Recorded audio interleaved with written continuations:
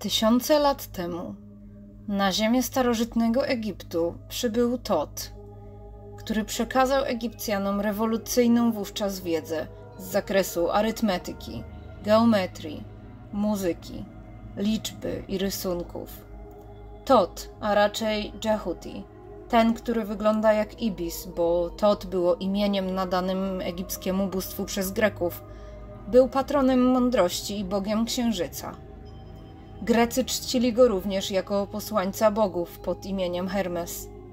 Opiekował się pisarzami oraz ludźmi nauki i sztuki. To właśnie Tot dał Egipcjanom pismo, a sam sporządził liczne księgi, z których całe pokolenia Egipcjan czerpały niezliczone pokłady wiedzy, w tym Księgę Umarłych. Mówi się, że to od Tota Pitagoras posiadł wiedzę, dzięki której uformował podstawy kultury i filozofii starożytnej Grecji. Tot, trzykroć największy, był największym filozofem, najwyższym kapłanem, najmężniejszym władcą, wcieleniem wszechrzeczy, jak i myśli rządzącej całym kosmosem. To dzięki niemu ludzkość poznała słowo pisane, a on sam uznawany jest także za patrona skrybów. Według mitologii egipskiej Tot zrodził się z nasienia Horusa, z czoła Seta, jednak istnieją źródła, które mówią, że Tot przybył z Atlantydy powstałej 52 tysiące lat temu. W szmaragdowych tablicach Tot, jeden z wielkich budowniczych Atlantydy, opisuje także przyczynę upadku tej niezwykłej cywilizacji. Przekazanie wiedzy niewłaściwym, niewartym zaufania osobom. Tot w obliczu zagłady Atlantydy zdołał zbiec do starożytnego Egiptu, gdzie zaczęto czcić go jako Boga. Ostatnie odkrycia wskazują jednak, że mógł również część swojej wiedzy przekazać mieszkańcom dzisiejszej Rudy Śląskiej. Czekaj. Co? No tak, moi drodzy. Ani wy się nie przesłyszeliście, ani to ja nie oszalałam, bo będziemy dzisiaj z inicjatywy Stowarzyszenia Tu Ruda poszukiwać śladów węglowej Atlantydy. To już jest, można powiedzieć, taki cykl wydarzeń właśnie zainicjowany przez to stowarzyszenie, a ja idę pod grotę Matki Boskiej z Lourdes, gdzie spacer się rozpocznie. 26 sierpnia 2023 roku w ramach inauguracji festiwalu literackiego Miedzianka po drodze przedstawiciele Stowarzyszenia Tu Ruda z Rudy Śląskiej zorganizowali spacer szlakiem węglowej Atlantydy. Jeżeli zastanawiacie się, co wspólnego z Rudą Śląską ma mityczna kraina, na terenie której żyła wysoko rozwinięta cywilizacja zniszczona przez kataklizmy za podzielenie się wiedzą z niepowołanymi jednostkami, to już tłumaczę. Twórców koncepcji węglowej Atlantydy zainspirowały pozostałości cechowni usytuowane przy szybie Franciszek w Rudzie. Jedyne, co zostało z dawnego miejsca oczekiwania na zjazd oraz powrotu na powierzchnię, to tylko kilka kolumn, które wyznaczają wejście do nieistniejącego budynku. Jednak za tym portalem kryje się o wiele więcej niż konieczność pogodzenia się z bolesną pustką. Przecież jeszcze kilkadziesiąt lat temu istniał tutaj tętniący życiem zakład. Teren całej dzisiejszej Rudy usłany był szybami wydobywczymi, które tworzyły krajobraz niemal księżycowy. Dawniej szybów było całe mnóstwo, były też płytsze, a za kopalnię często uznawano nawet pojedynczy szyb.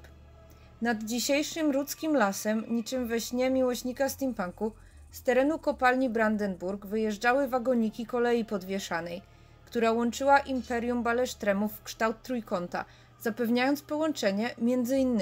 z Hutą Pokój. Dziś natura odebrała co swoje, a za bramą dawnej cechowni widzimy las porastający niegdysiejsze industrialne królestwo. Atlantydę zniszczyły trzęsienia ziemi oraz powodzie, a przecież najbardziej oczywistymi zagrożeniami związanymi z górnictwem są, oprócz pożarów, tąpnięcia oraz wtargnięcie wody właśnie. Podczas spaceru mogliśmy naocznie przekonać się, że nawet monumentalne wytwory cywilizacji, do jakich niewątpliwie należy budowa i utrzymanie potężnego zakładu przemysłowego, potrafią zniknąć w ciągu paru dekad, najpierw za sprawą likwidacji dokonanej przez człowieka, a później przejmowane przez naturę, tworząc krajobraz antropogeniczny. Wiele gatunków zwierząt, roślin i grzybów być może nigdy nie znalazłoby się na danym terenie, gdyby nie ingerencja człowieka, po której przyroda wkracza na dany obszar ponownie. Oczywiście spacer miał też charakter edukacyjny na polu historycznym. Wydarzenie rozpoczęło się przy niezwykłej grocie Matki Boskiej z Lourdes przy ulicy Achtelika, wzniesionej w 1933 roku z inicjatywy mieszkańców pobliskiej kolonii Karol. Chociaż dzisiaj okolice kaplicy porasta roślinność, a teren zdecydowanie można zaliczyć do rekreacyjnych, to właśnie tutaj kształtowała się kolebka ludzkiego hutnictwa.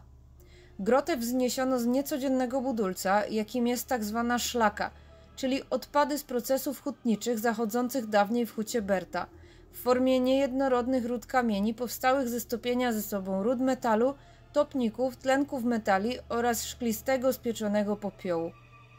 Następnie przeszliśmy w rejon kolonii robotniczej Karol, mieszczącej się w obrębie dzisiejszych ulic Kilińskiego, Wyleżoła i Głowackiego.